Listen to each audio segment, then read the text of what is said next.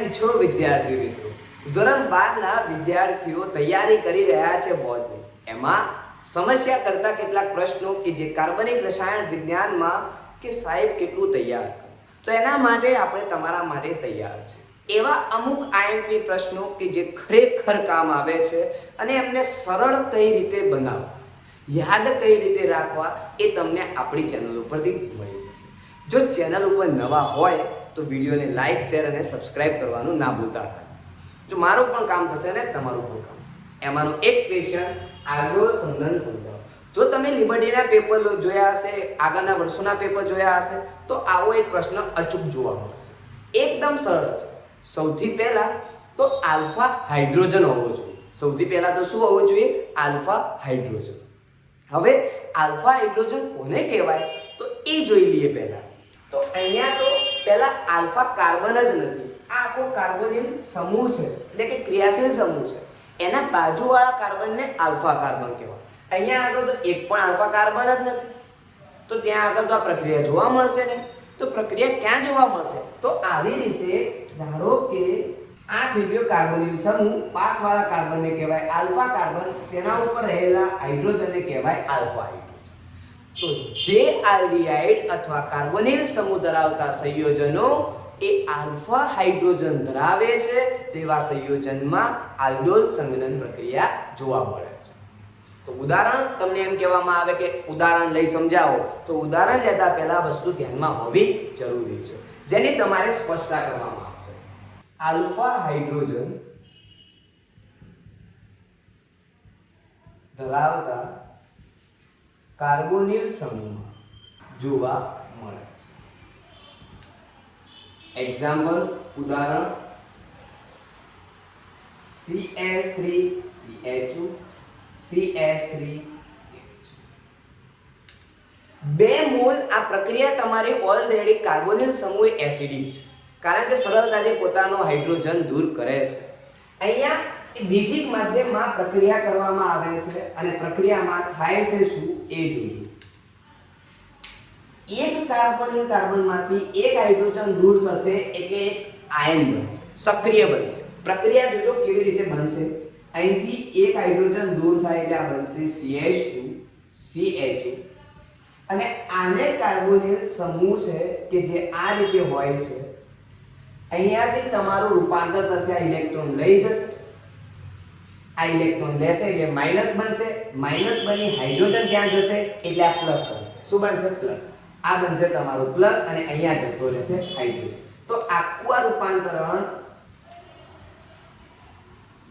જે આવું હતું એ હવે રૂપાંતર પામી આવી રીતે બની જશે OH અને C+. હંમેશા યાદ રાખવાનું કે જ્યારે પણ આલ્ડીહાઇડ હોય તો ગમે તે એકમાંથી અને સક્રિય આલ્ફા કાર્બન જ જોડાશે. હંમેશા યાદ રાખજો. આના પછીનું બીજું જ ઉદાહરણ તમને સમજાવું, પ્રોપેનોલ. આનું નામ છે ઇથેનોલ. બંને ઇથેનોલ ભેગા થશે, એક જ જેવા કાર્બોનિલ સમૂહો વચ્ચે આલ્ડોલ સંઘનન થાય. એક જ જેવા કાર્બોનિલ સમૂહ હોય એમના વચ્ચે જ આલ્ડોલ સંઘનન જોવા મળે છે. ચલો, અહીંથી પ્રક્રિયા આગળ વધશે એટલે આ તો માઈનસ. હવે તમને ખબર છે કે માઈનસ હંમેશા ક્યાં જોડાય? પ્લસ જોડે. ખબર પડી ગઈ ને? યાદ રાખજો. તો આ માઈનસ એ અહીંયા પ્લસ જોડે જોડાઈ જશે તો તમારી નિપજ શું બની જશે? આ રીતે થશે CH3COH. ડાયરેક્ટ ત્યાં માઈનસ જોડે જોડાઈ જશે CH2CH. અને આનું હવે નામ જુઓ, 1 2 3 4. 3 હાઇડ્રોક્સી બ્યુટેનોલ, 3 હાઇડ્રોક્સી બ્યુટેનોલ. અહીંયા તમને ચોપડીમાં આવું સરસ મજાનું લખીને આપેલું હશે કે CH3 CHOH CH2CH. પછી હવે બિલકુલ સરળ, આમાંથી પાણીનો અણુ દૂર થાય છે. આમાંથી પાણીનો અણુ દૂર થાય છે તો અહીંથી આ OH અને અહીંથી એક હાઇડ્રોજન, આ બંને જળ દૂર થઈ અહીંથી તમને આવું જોવા મળશે, ડબલ બંધાઈ જશે. અહીંયા શું આવશે? ડબલ. જ્યારે પણ નિર્જલીકરણની પ્રક્રિયા થાય છે ત્યારે દ્વિબંધ જોવા મળે, એટલે કે ડિહાઇડ્રેશન. નિર્જલીકરણ થવું એટલે કે પાણીનો અણુ દૂર થવું.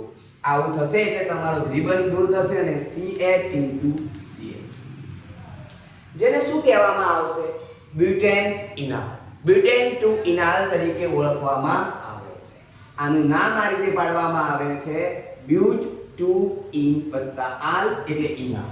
એટલે તમને સરસ મજાની અહીંયા પ્રોડક્ટ મળી ગઈ CH3 CH double bond CHO. જ્યારે અહીંયા તમારો પાણીનો અણુ.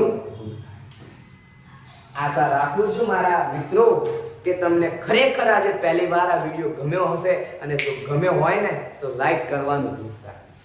આના કરતાં પણ વિશેષ એ કહી દઉં કે આ તો સાદું ઉદાહરણ, પણ જો તમને એમ કહેવામાં આવે કે બ્યુટેનાલના અંદર, કોની અંદર? બ્યુટેનાલમાં સમજાવો, તો બ્યુટેનાલમાં કઈ રીતે સમજાવશો? તો બ્યુટેનાલની અંદર સમજાવવા માટે એક મગજ રાખજો, ધ્યાન અહીંયા રાખજો કે શું કરશો. બ્યુટેનાલમાં કરવા માટે CH3 CH2 CH2 CH, આવા 2 મોલ લેવામાં આવશે. વિદ્યાર્થી મિત્રો, જો વધારે યાદ ન રાખવું હોય તો એનો શોર્ટ ટ્રીક પણ આપણે ડાયરેક્ટ તમારી જોડે જવાબ પહોંચશે, પણ એના માટે અંત સુધી જોજો. એકવાર સિસ્ટમથી સમજાવી દો, પછી તો આપણી પાસે ટ્રીકો તો ઘણી બધી છે.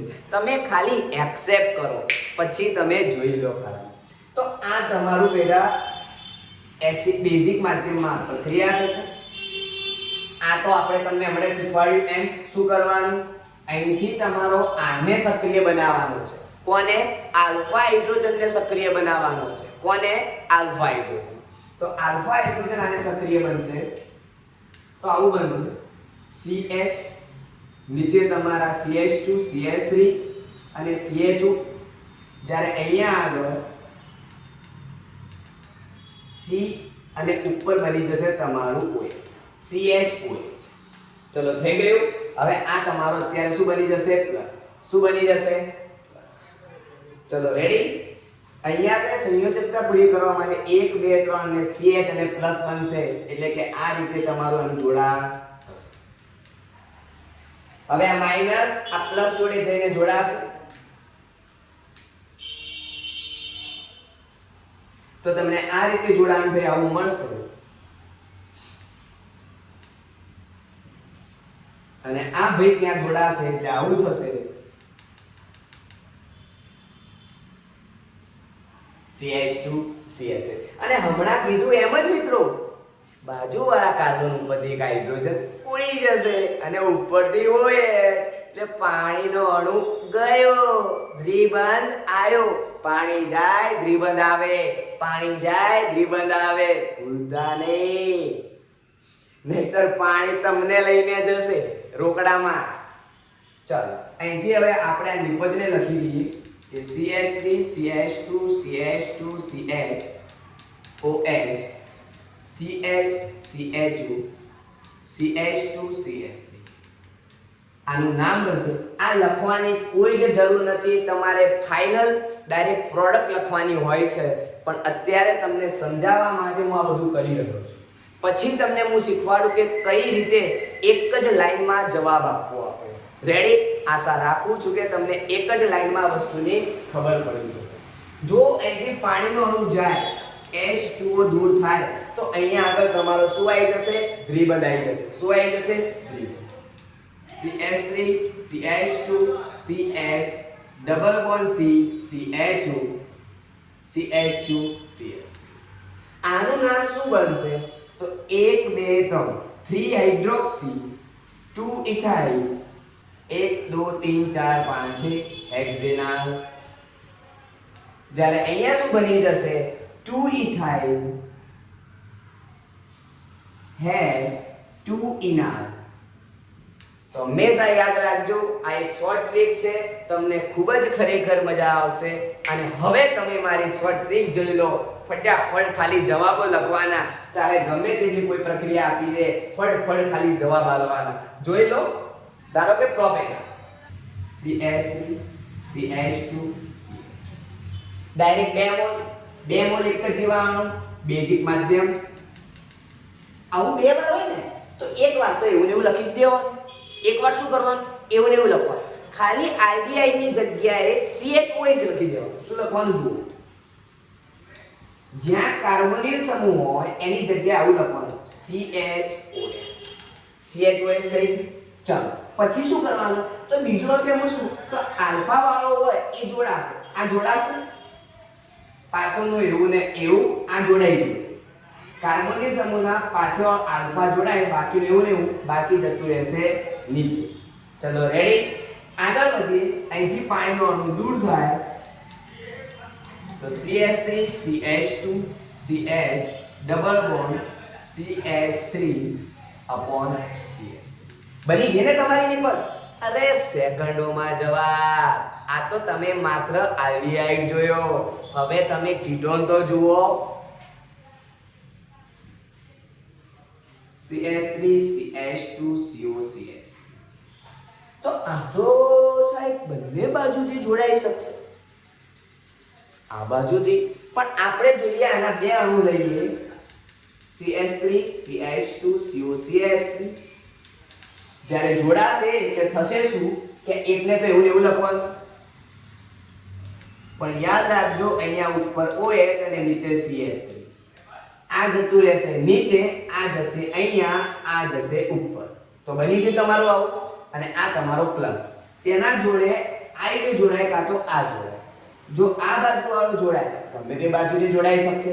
અહીંયા તો તમને બે નિપજો બનશે, કારણ કે આ પણ આલ્ફા, આ પણ આલ્ફા, તો બંને બાજુથી જોડાશે. આની સાહિત્ય વધારે રહેશે, પેલાની સાહિત્ય ઓછી રહેશે. તો જ્યારે આ જોડાશે ત્યારે શું થશે કે પાછળનું તો બધું એવું ને એવું, અને આગળનું છે એ ક્યાં જતું રહેશે, નીચે. નીચે જતું. ચલો પાણીનો અણુ શું થશે, પાણીનો અણુ દૂર થશે તો તમારે અહીંયા નિપજ મળશે CH3 CH2 C double bond C CH3. ચલો થઈ ગઈ ને મિત્રો? બોલો ખબર પડી કે ના પડી? જો ખરેખર ખબર પડી હોય તો કોમેન્ટ લખવાનું ભૂલતા જ નહીં આ વખતે, કારણ કે આના વગર કોઈ ઓપ્શન જ નથી. આ તો એક નિપજ બની, આનો બીજો પણ ઓપ્શન છે કે જો સાહેબ આવ્યું આ રીતે જોડાય તો પહેલું તો એવું ને એવું. જો આ બાજુથી જોડાશે તો તમને આવું મળશે CH2 CO CH2 CH3. એ તો એવું ને એવું. પાણીનો અણુ અહીંથી શું થશે, દૂર, અહીંથી OH અહીંથી H. તો તમારો જવાબ આવશે આનો CH3 CH2 C double bond CHCO CH2 CH3. તો આ પ્રકારની બંને નિપજો બને છે કીટોન. જ્યારે એક કરતાં વધારે કાર્બન આવે છે ત્યારે આવી સમસ્યા આવશે. તો વિદ્યાર્થી મિત્રો, આ થઈ ગયું તમારો આલ્ડોલ સંઘનન, જે 4 માર્ક્સમાં પૂછાઈ શકે છે. અને 4 માર્ક્સમાં નહીં આવે તો 3 માર્ક્સમાં આવશે, 3 માર્ક્સમાં નહીં આવે તો 1 માર્ક્સના MCQમાં આવશે કે આલ્ડોલ સંઘનન કરવાથી કઈ નિપજ મળે છે કે નથી મળતી. વિધિન સેકન્ડમાં જવાબ મળી જશે. માત્ર તમારે શું શોધવાનું, આલ્ફા કાર્બન કેટલા. જવાબ તમારી પાસે છે. જો ખરેખર વિડીયો ગમ્યો હોય તો લાઈક, શેર અને સબસ્ક્રાઇબ કરવાનું ભૂલતા નહીં.